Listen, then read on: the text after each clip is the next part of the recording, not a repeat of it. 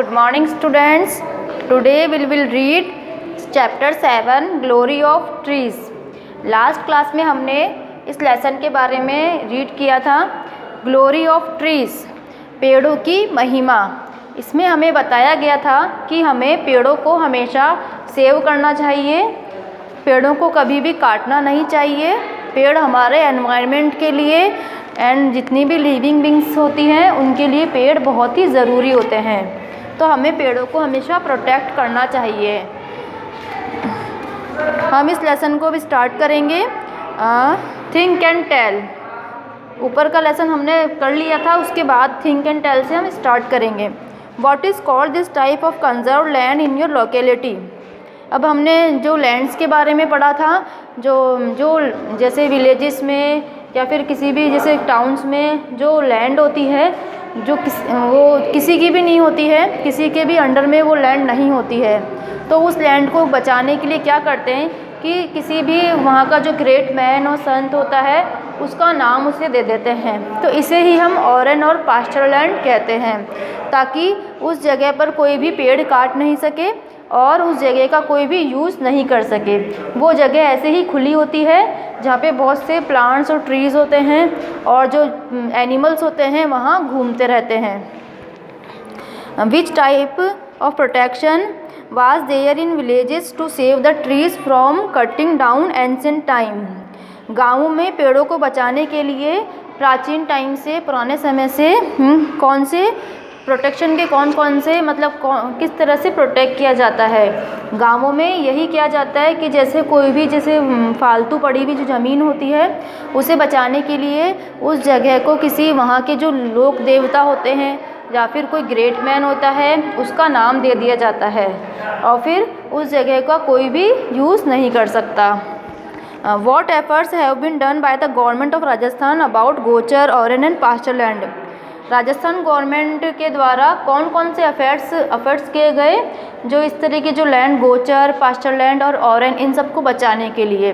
तो राजस्थान गवर्नमेंट ने क्या किया, बहुत से ऐसे नियम कानून बनाए, इस तरह के जो नियम बना दिए कि अगर इस जगह पर कोई भी यूज़ करता है तो उसके खिलाफ कानून बनाए गए हैं। On your birthday or New Year or any particular day which is important for you, plant a sapling, plant in the name of your ancestors and take resolution to take complete care of it. अब हमें क्या करना चाहिए, जैसे हमारा birthday हुआ या new year हुआ या फिर कोई भी हमारा स्पेशल डे हुआ, हम उसे सेलिब्रेट करते हैं बहुत अच्छे से, लेकिन हमें जो भी हमारा स्पेशल दिन होता है उसमें हमें प्लांटेशन करना चाहिए। जैसे कोई भी एक छोटा सा प्लांट हम लगाएं और उसकी हम अच्छे से देखभाल करें और हमेशा उसके बारे में उसका ध्यान रखें, जैसे उसे डेली वाटर देना हो, उसे प्रोटेक्ट करना हो, इसका हम पूरा ध्यान रखें। This way we all together can protect trees. इस प्रकार हम सब मिलकर पेड़ों को बचा सकते हैं और जब हम उस पेड़ को लगाएं तो फिर हम उसे किसी हमारे जो पूर्वज हैं उनका नाम दें, ताकि हम हमेशा उस पेड़ का ध्यान रखें। What is the meaning of forest, discuss and tell. अब इसमें बताएंगे हम what is the meaning of forest. Forest का मीन क्या होता है। फॉरेस्ट एक बहुत ही लार्ज एरिया होता है जहाँ पे बहुत से प्लांट्स, ट्रीज़, एनिमल्स, जो वाइल्ड एनिमल्स होते हैं वो फॉरेस्ट में ही रहते हैं। तो फॉरेस्ट उसे कहते हैं जो बहुत ही एक लार्ज एरिया है जहाँ पर बहुत से प्लांट्स होते हैं, ट्रीज़ होते हैं, झाड़ियाँ और जो वाइल्ड एनिमल्स बहुत से घूमते रहते हैं वहाँ। What would happen if there is shortage of trees in the forest. अगर फॉरेस्ट में ट्रीज़ की कमी हो जाए तो क्या होगा। अगर फॉरेस्ट में से पेड़ों को काटना शुरू कर दें तो फिर हमारे एनवायरनमेंट पे बहुत ही बुरा असर होगा, जैसे कि हमें जो फ्रूट्स, वेजिटेबल्स, ऑक्सीजन, एयर, ये सारी चीज़ें हमें जो ट्रीज़ से मिलती है, तो फिर अगर हम ट्रीज़ को ही काट देंगे तो हमें इन सारी चीज़ों की प्रॉब्लम्स हो जाएगी। What else is found in the forest other than trees. जो फॉरेस्ट होते हैं, जंगलों में पेड़ों के अलावा और कौन कौन से जीव होते हैं, जैसे पेड़ों के अलावा वाइल्ड एनिमल्स होते हैं। जंगलों में, फॉरेस्ट में वाइल्ड एनिमल्स भी होते हैं। Do you plant saplings in your school? क्या आप अपने स्कूल में प्लांट सैपलिंग करते हैं? हाँ, हमें अपने स्कूल में प्लांट्स लगाने चाहिए। How do you and your friends take care of trees? आप और आपके जो दोस्त हैं वो सब जो पेड़ों को सेव कैसे करते हैं? तो हमें पेड़ों को सेव करने के लिए सबसे पहले तो उन्हें काटना नहीं चाहिए और उन्हें डेली पानी देना चाहिए। उनका पूरा ध्यान रखना चाहिए कि कहीं उनमें कोई कीड़े मकोड़े, कोई इंसेक्ट है वो नहीं लग जाए। तो इसी तरह हमें पेड़ों को प्रोटेक्ट करना चाहिए। अब हमें यहाँ पे एक मैप दिखाया गया है, राजस्थान का जो मैप है वो यहाँ शो किया गया है। In the following table park sanctuaries of Rajasthan and the district where they are located are given.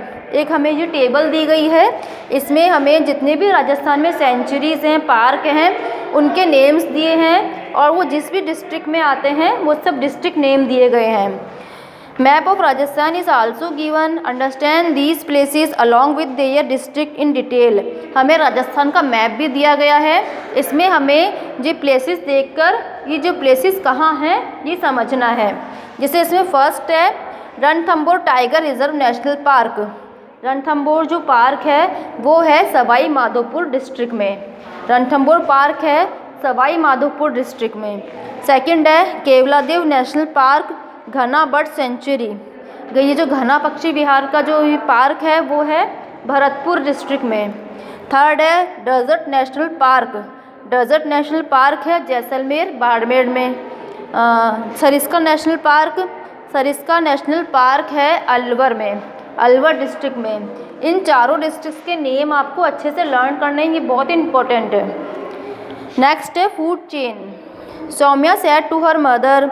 Saumya अपनी मम्मा से कहती है I water the plants at home every day. हम अपने घर पे जितने भी प्लांट्स हैं उन्हें डेली वाटर देते हैं। I feed the birds then tell me mother. और हम जो पक्षी हैं उन्हें भी हम खाना देते हैं, मतलब जैसे दाना देते हैं पक्षियों को तो उसे फीड करते हैं। Who gives food to the animals in forest. वो कहती है कि जो फॉरेस्ट में जो एनिमल्स रहते हैं उन्हें कौन खाना खिलाता है। Who waters the plants. और जो वहाँ पे जो प्लांट्स होते हैं उन्हें वाटर कौन देता है। Mother said. अब उसकी माताजी बताती है herbivores animals, animals that feed on plants get their food from trees plants and the animals that eat meat carnivores get their food from other smaller animals. अब उसकी जो माताजी है वो कहती है कि एनिमल्स जो होते हैं वो 2 टाइप्स के होते हैं। एक होता है हार्बिवर्स एनिमल्स जो सिर्फ प्लांट्स और ग्रास को खाते हैं, और दूसरे होते हैं कार्निवर्स एनिमल्स जो प्लांट्स और ग्रास को तो खाते हैं, उसके साथ में वो मीट वगैरह भी खाते हैं। जैसे जो स्मॉल एनिमल्स होते हैं उन्हें खाते हैं। तो एनिमल्स 2 टाइप्स के होते हैं, हार्बिवर्स और कार्निवर्स। इसमें जो हमें ये पिक्चर दिया गया है इसमें बताया है सबसे पहले प्लांट्स। जो प्लांट्स है उन्हें रैबिट खाता है, रैबिट, और रैबिट को फॉक्स, फॉक्स को लॉयन। इस तरह से ये जो एनिमल्स और प्लांट्स का जो चेन होता है वो चलता रहता है। एनिमल्स और प्लांट्स जो होते हैं एक दूसरे पे डिपेंड होते हैं। Make a list and right who Yeats हुम। अब हमें एक लिस्ट दी गई है, इसमें हमें ये बताया गया है कि कौन से फूड को कौन सा एनिमल खाता है। अब इसमें सबसे पहले है प्लांट्स। प्लांट्स को खाता है rabbit. Second is deer. Deer को खाता है lion. Third is cat. Cat को खाता है फॉक्स। डॉग। डॉग को लॉयन। रैट। रैट को कैट। ये जो फूड आइटम्स है और ये उन्हें खाने वालों के नाम हैं। जैसे प्लांट्स को रैबिट खाते हैं, डियर को लॉयन खाता है, कैट को फॉक्स, डॉग को लॉयन और रैट को cat. See the picture and tell who is eating whom। अब हमें एक और पिक्चर दिया गया है, इसमें हमें ये बताया गया है कि कौन से एनिमल को कौन सा दूसरा एनिमल खाता है। सबसे पहले होता है प्रोड्यूसर। प्रोड्यूसर में है ग्रास। ग्रास जो होती है, जो ग्रीन ग्रास प्लांट्स, ये अपना भोजन स्वयं बनाते हैं। ये जो सनलाइट होती है, सनलाइट और वाटर, इनको ऑब्ज़र्व करते हैं और उससे अपना भोजन बनाते हैं। तो सबसे पहले प्लांट्स अपना भोजन खुद बनाते हैं, फिर इन प्लांट्स को खाने वाले होते हैं ग्रास होपर, जिन्हें हम कीड़े मकोड़े कहते हैं। इन्हें हम प्राइमरी कंज्यूमर कहते हैं, क्योंकि सबसे पहले घास को ये खाते हैं, तो इन्हें हम प्राइमरी कंज्यूमर कहते हैं। फिर इन जो कीड़े मकोड़ों को मेंढक खाते हैं, तो मेंढक को हम बोलेंगे सेकेंडरी कंज्यूमर। फिर मेंढक को खाते हैं स्नेक, स्नेक को हम बोलेंगे टर्शियरी कंज्यूमर, तृतीयक कंज्यूमर। तीसरे नंबर पे खाते हैं, इसलिए हम इसे बोलेंगे तृतीयक कंज्यूमर। इसके बाद आता है मेंढक को खाते हैं बाज, ईगल, इसे हम बोलेंगे final consumer.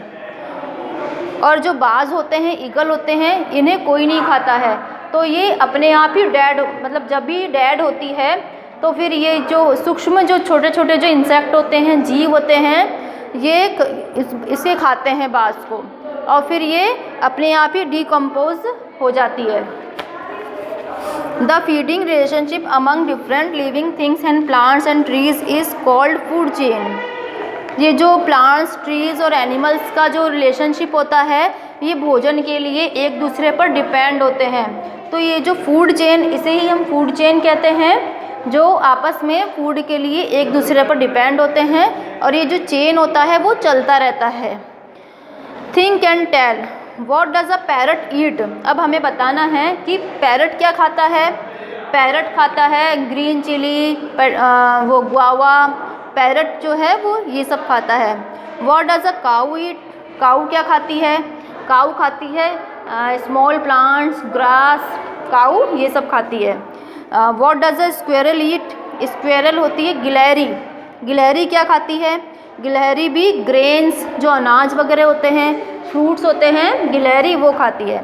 Do you know food chains were first introduced by the African Arab scientist and philosopher Al-Jahiz in the 9th century and were popularized in a book by Charles Elton published in 1927। अब जो food chain के बारे में हमें सबसे पहले किसने बताया। फूड चेन के बारे में हमें सबसे पहले अफ्रीकन अरब जो साइंटिस्ट है और एक जो फिलोसोफर है अल-जहीज़, उन्होंने 9th सेंचुरी में हमें इसके बारे में बताया।